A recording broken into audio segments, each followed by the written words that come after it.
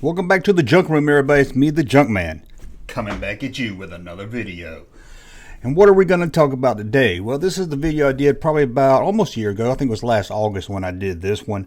Is where I'll look at Yelp reviews for comic book stores. And there's some really, pardon my French, there's some really bitchy people out there.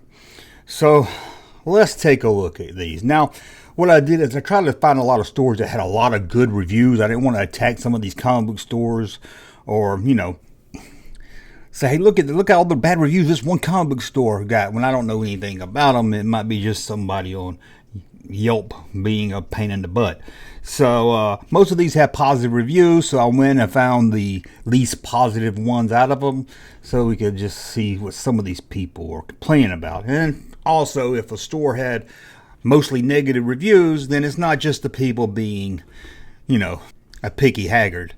So let's go through this list right now. Let me pull it up here. And we're going to start at a place called My Depends. That's what it's called, My Depends. Sounds like a diaper company, but it's not. It's really not. It's called My Depends and Collectibles in Los Angeles, California. And got 1 star. Now I'm going to have to turn this way so I can read it, but I'll put it up here so you can see it also, in case you want to read along. But don't worry, I'm not going to make a sound so you know when it's time to turn the page. I had at least 20 pops to trade in. Some are retired, some are rare. But the guy working at the store only wanted to give me about 20% of what they are worth and said I didn't have anything good. We all been there, hadn't we? Yet I haven't even opened my flying Nimbus in a mint box. What the hell is a flying Nimbus? He did go up to 25% if it was store credit, not cash. What a joke. Hey, we all been there trying to trade something in at a comic book store that we know is worth more than what they want to give us. But hey, these stores have got to resell this stuff. They're not going to give us top dollar for it. If they give us top dollar, then they have to sell it for 2 times the top dollar. Come on. Size. You're trying to sell Funko Pops. I guess they are pretty popular. I shouldn't pick on Funko Pops. They're pretty popular. My buddy Russ really loves them, and I've got a few myself over there. But just come on, guy. You're not going to get top dollar at the comic book store. They got overhead. They got employees they got to pay. They got to make a profit. There's a lot going into it, and he's trying to give you store credit. Hey, maybe you can swap it for some vintage Star Wars figures. So let's move out of California and see where we're headed next. Bat City Comic Professionals in Austin, Texas. That's right. Let's take a look. Seems like a really nice store, but I went there with my grandson, Stevie. There were about 5 or 6 teenagers just hanging around inside the store, not shopping or buying anything. They were also a group of young boys playing poker and being kind of laughed. I guess it means loud. I'm not really sure. This is a store for people to buy stuff, not a place for troublemakers to hang out.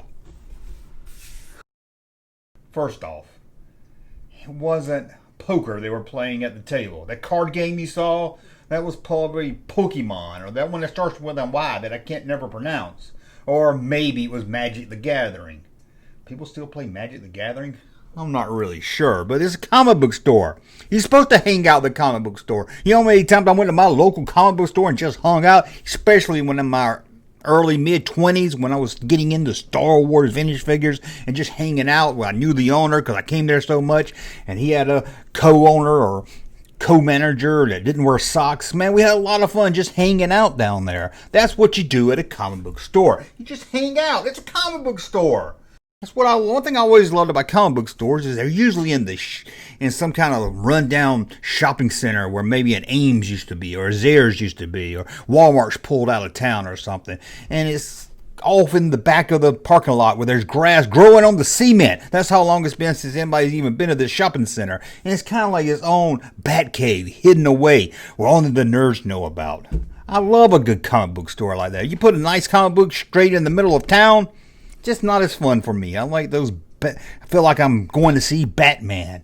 Okay, let's see what else we got here. Speaking of Batman, let's go down to Jacksonville, Florida, where we got 1-star review at Gotham City Limits. I like that. It reminds me of watching a television show, Austin City Limits. Remember that show? Ooh, that was a lot of fun. About the only time I watched PBS. Except in count when Blake 7 was on Sunday nights at 11. But let's go ahead and read this review. Great store, and the people working there are so helpful. If you are new to comics, they are a place to help you learn about what you want to read and start buying. Love them. Great store. People. Sounds like a good review, but only got 1 star. 1 star! What's this about? 1 star? Someone doesn't know how to work the rating systems on Yelp. 1 star. That should have been whatever the top star is. 6. I think that should have been a 6. Sorry, Gotham City Lemons. Now let's go to New York City. You heard me right. New York City. And for this 1 star review at Forbidden Planets. Now I've been to Forbidden Planets in New York City. It was a really nice place. Of course, you know me, I didn't buy anything. I just kind of looked around, but it was still really nice. If it's the store I'm thinking of, it was like 3 floors, or maybe 2 or 3 floors of just really geek stuff. Comics, action figures, Funko Pops, and whatever else you wanted. So let's see how this store could possibly get 1 star. 1 star, let's see. My family and I went to the store a couple of times, and upper management and some of the staff members had discriminated and racist toward me and my family and some of my majority friends. Please don't shop in Forbidden Planet because they will support racists and hate. Everything today is racist, sexist. Anything was ism on the end of it. This is probably some...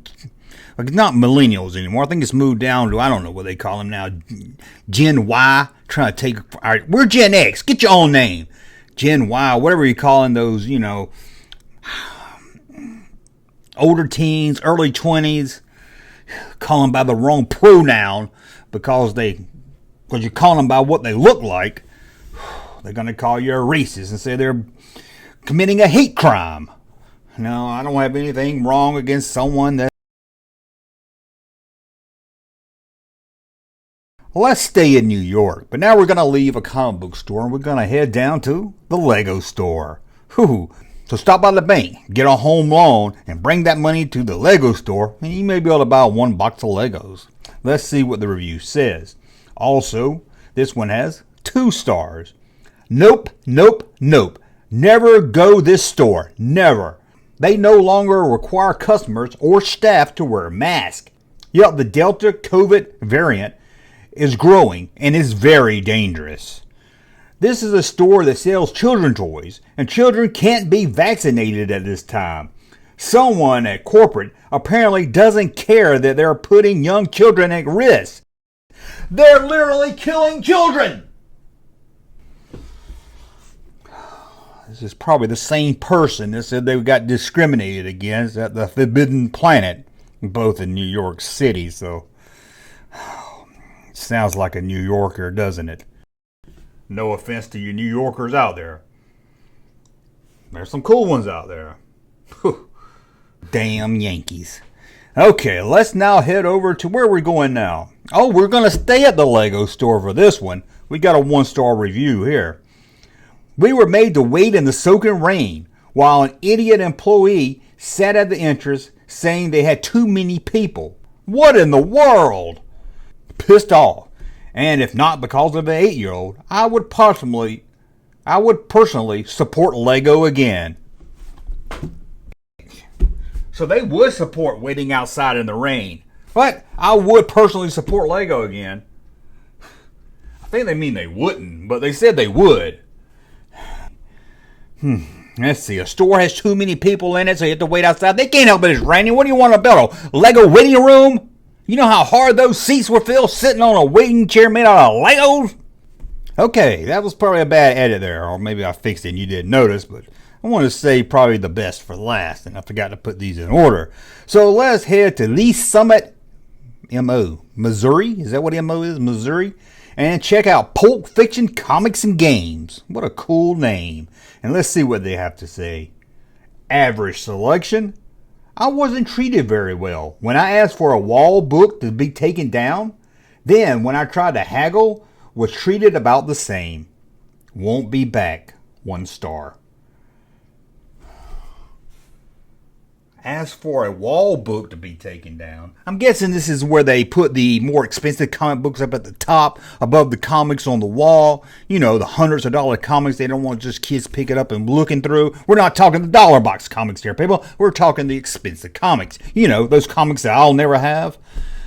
So I guess whoever this was, man or woman, I'm not really sure, didn't get the pronoun. They wanted to take down the comic, so he probably knew this. He probably made a judgment call. They're not going to buy this. Comic is $500, so he had to get the little step ladder, climb up there, take it down, and they probably wanted to put their greasy hands all over it and wanted to thumb through the pages and everything of this comic book. I know. What comic books are made to be read? Well, read the reprint, right? Read the reprint. Anyway, so they get this book. It's probably $500, and they want to haggle with the price, which I have no problem with that.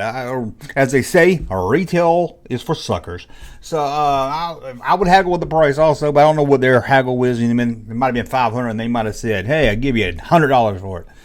So or this guy just didn't want to haggle. Maybe he just like, "Hey, I marked this stuff for what I want to sell it with." But to be honest, this guy hanging out at the Pulp Fiction Comic and Gates and Lee Smith sounds kind of like a jackass, if you ask me. I don't know, it just sounds like somebody's just going to be a pain in the ass. So let's go to San Francisco.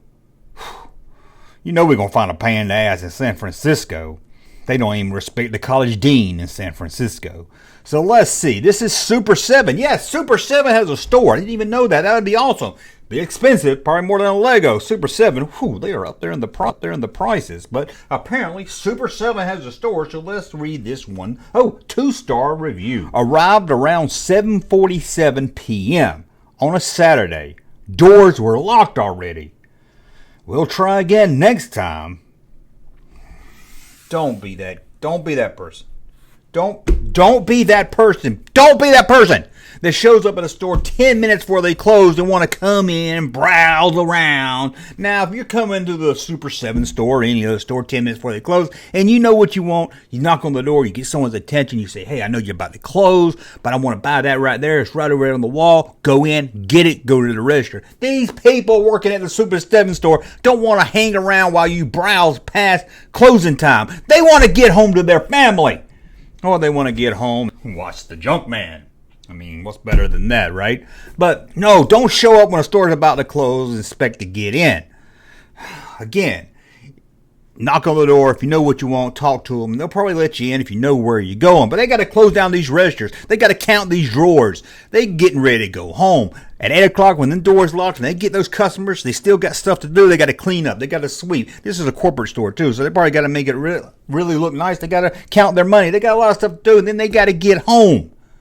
Don't slow them down. They've been there probably since 11 a.m. Let them go home. Well, we got another one from Super 7, and this one's a 1-star review, so let's read it. So I didn't care for a while, but the new Milo figure isn't the same. I ordered 2 Milo Goes to College figures for myself and my best friend. I waited multiple weeks, then contacted their team, and then found out they had issues. They said logistics. Pretty sure Brooklyn Vegan didn't have any issues. We know where to start with this one.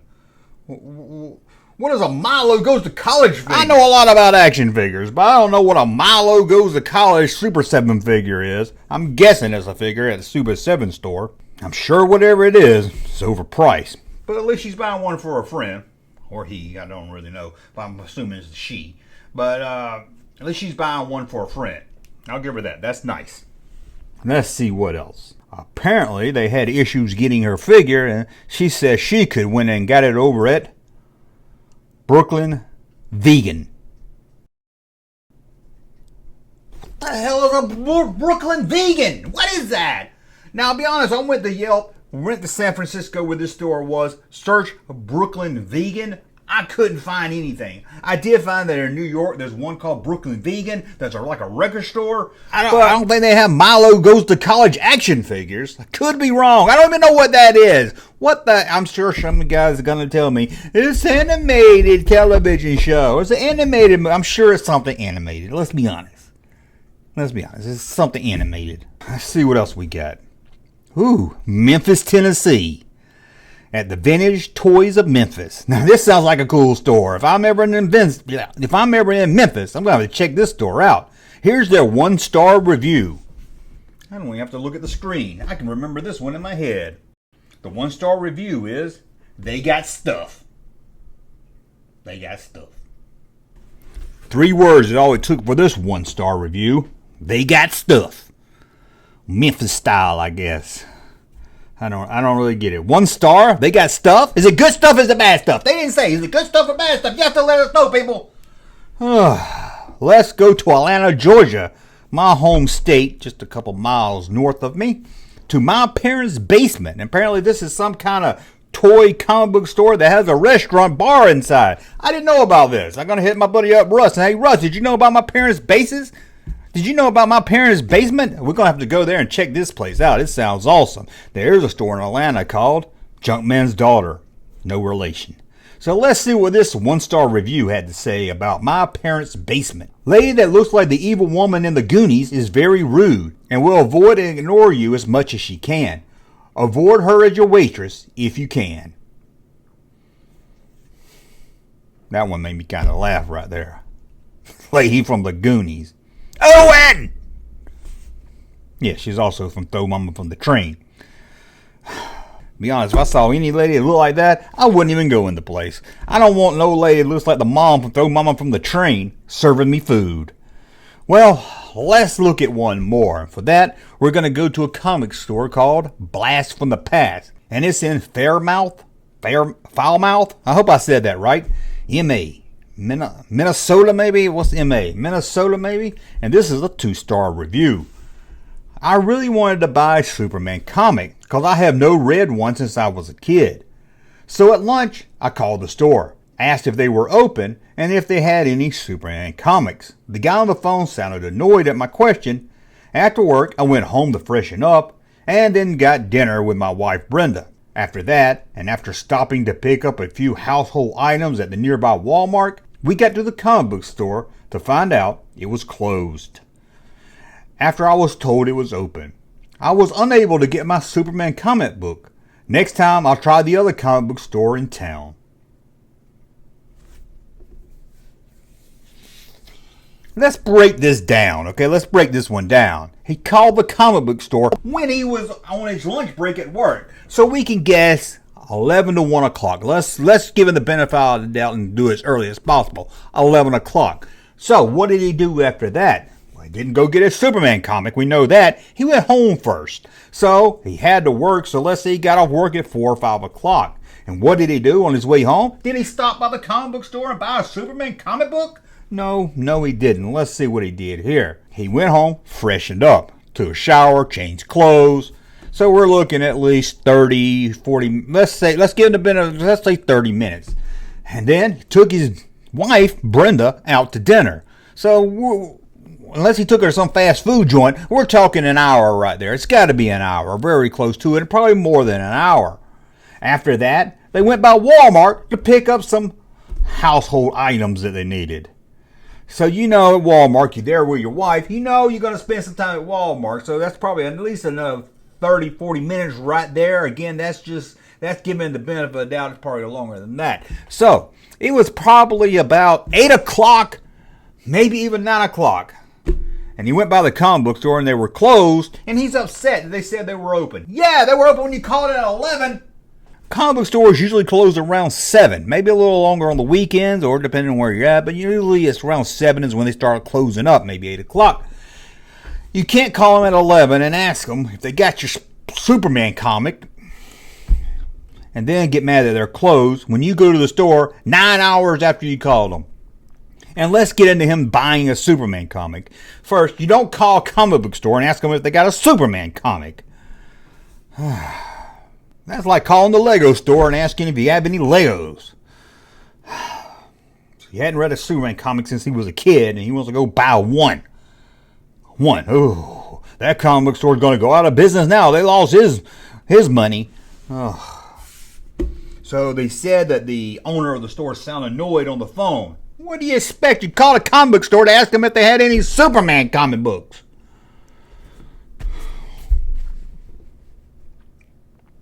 These are a bunch of idiots. And not only are they idiots, they're the type that get on the internet and go to Yelp and make reviews. To me, almost anyone that makes a review on Yelp is an idiot. But those one-star review people, they are the worst. They are the worst. Here's a company, a comic book store, maybe it's COVID time. Business is probably hurting. Everything is going up except paychecks. Everything's costing more, but you're getting paid about the same. These people are just struggling to hold on, and they go to the Yelp and say, why is my comic book getting such bad reviews? Or why, I've got only a 7.5 rating or an 8, and when I should have a 10, I'm very good to these customers. It's because of jackasses like these here that are upset because you closed the store 8 hours after you called them, or because you got discriminated against. Yeah, sure you did. Or, I don't know, you hire people that look like the lady from Goonies. Again, I've done this video once before, and you guys seem to like it, but hit the thumbs up so I know you like it, and we'll continue this. I can make a whole series of this. Trust me, I found a lot of them. So, until the next video, thumb up so you like my content, subscribe to the channel, and we'll talk again soon. Hey, Junkman channel popping though. Thank you, sir, for that unsolicited testimony.